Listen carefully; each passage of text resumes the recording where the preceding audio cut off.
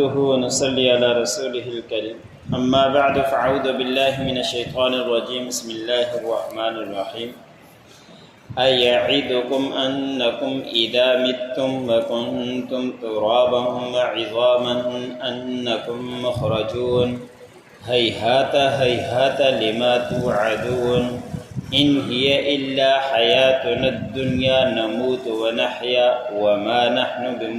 بمبعوثين إن هو إلا رجل افترى على الله كذبا وما نحن له بمؤمنين قال رب انصرني بما كذبون قال أما قليل ليصبحن نادمين فأخذتهم الصيحة بالحق فجعلناهم غثاء فبعدا للقوم الظالمين۔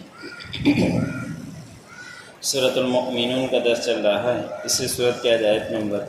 35 سے لے کر 41 تک تلاوت کی گئی۔ ان آیتوں کے اندر اللہ رب العزت نے حضرت نوح علیہ السلام کے بعد دوسرے نبی کو بھیجا، حضرت ہود علیہ السلام کو قوم عاد کے پاس۔ تو حضرت ہود علیہ السلام بھی اپنی قوم کو سمجھاتے رہے، لیکن ان کے سرداروں نے جنہوں نے کفر کیا، ان کے بڑوں نے انکار کیا اور جھٹلایا، اور ان کو اللہ رب العزت نے بڑی دنیا کی زندگی کے اندر راحتوں سے نوازا تھا، اور ایسے جسم تھے کہ ایسے کبھی بھی پیدا نہیں کیے گئے۔ کھجور کے تنے کی طرح برابر، کھجور کی طرح لمبے اور چوڑے اس طرح کے تھے، لیکن انہوں نے وقت کے نبی کی بات کو نہیں مانا، نافرمانی کی، اور ہود علیہ السلام ان کو سمجھاتے رہے تو وہ یہی بات کہتے کہ یہ تو ہماری طرح انسان ہے، کھاتا ہے پیتا ہے جہاں سے ہم پیتے ہیں، جیسے ہم کھاتے ہیں، اس کو ہم نبی نہیں مانیں گے۔ ہود علیہ السلام جو دعوت دیتے تھے ان کا تذکرہ اللہ رب العزت نے فرمایا کہ ہود علیہ السلام کہتے کہ قیامت قائم ہونی ہے اور تمہیں اللہ رب العزت کی بارگاہ میں حساب دینا ہے۔ حضرت ہود علیہ السلام ان سے وعدے کرتے رہتے تو پھر یہ انکار کرتے اور کہتے کہ کیا تم ہم سے وعدہ کرتے ہو کہ مرنے کے بعد زندہ کیے جائیں گے؟ یہ تو ہو ہی نہیں سکتا، اس لیے کہ ہم تو ریزہ ریزہ ہو جائیں گے، مٹی ہو جائیں گے، ہڈیاں ہو جائیں گے،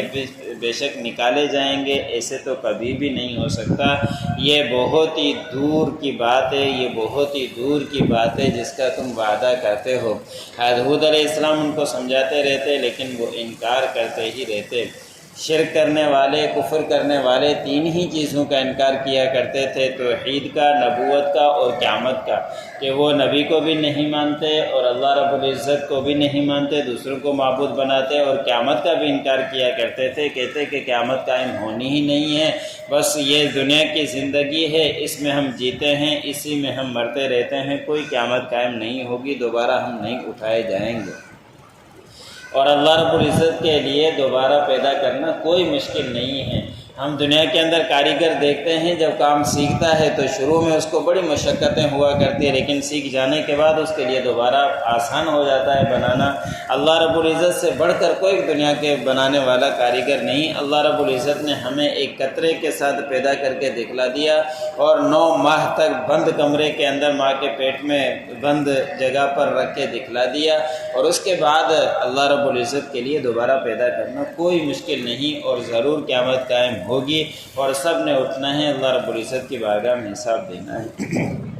پھر وہ لوگ کہا کرتے کہ یہ نہیں ہے مگر ایک آدمی جو اللہ رب العزت کی طرف افترا کیا کرتا ہے، اور ہم اس کے اوپر یقین رکھنے والے نہیں ہیں۔ حالانکہ وقت کا نبی ان کو باتیں سمجھاتا اور ان کو آخرت کی تلقین کرتا، لیکن وہ کہتے کہ یہ تو اللہ کے اوپر جھوٹ گڑتا ہے، لیاذ باللہ۔ عجیب وہ اپنی طرف سے منطق گڑھا کرتے تھے، ایک تو وہ سمجھانے والا اور راہ راست پر ان کو لانے والا، اور اسی کی طرف جھوٹ کی افترا کیا کرتے تھے۔ وہ یہی ہے کہ ضد ہے، اور ضد کا کوئی علاج نہیں ہوا کرتا۔ ضد کا علاج یہی ہے کہ اس سے کوئی طاقتور آ جائے اور اس کی گردن مروڑ دے، ورنہ کوئی ضد کا علاج نہیں ہوا کرتا۔ ان کے پاس اور کوئی بات نہیں ہوا کرتی تھی، کوئی دلیل نہیں تھی، بس ہر بات کے اوپر ضد ہی کیا کرتے تھے۔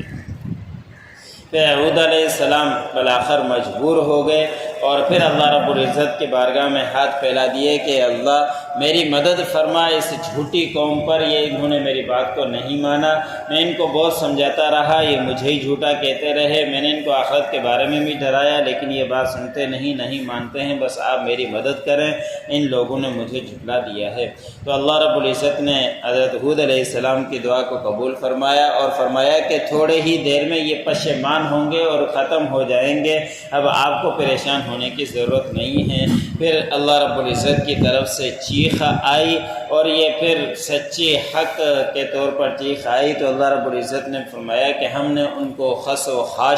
خاشاک کر دیا۔ غصاءً کا لفظی معنی ترجمہ خش و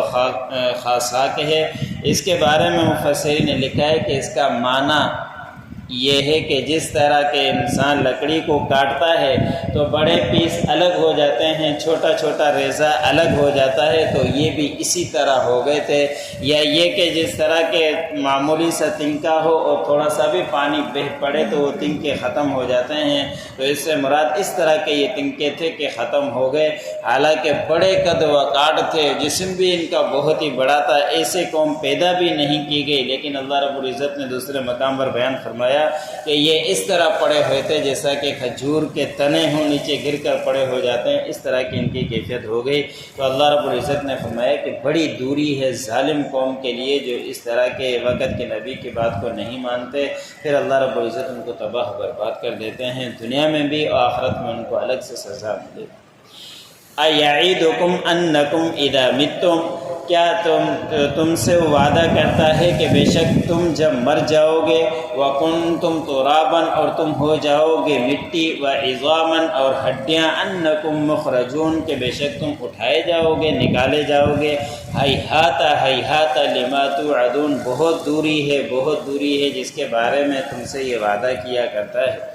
ان ہی الا حیاتنا الدنیا نموت و نحیا، نہیں ہے یہ مگر ہماری دنیا کی زندگی، ہم جیتے ہیں اور مرتے ہیں، وما نحن بمبعوثین، اور ہم اٹھائے نہیں جائیں گے۔ ان ہوا الا رجل افترا علی اللہ کذبا، نہیں ہے یہ مگر آدمی جھوٹا اللہ کے اوپر جھوٹ گڑتا ہے، وما نحن لہ بمؤمنین، اور نہیں ہم اس کے اوپر یقین رکھنے والے، ایمان لانے والے۔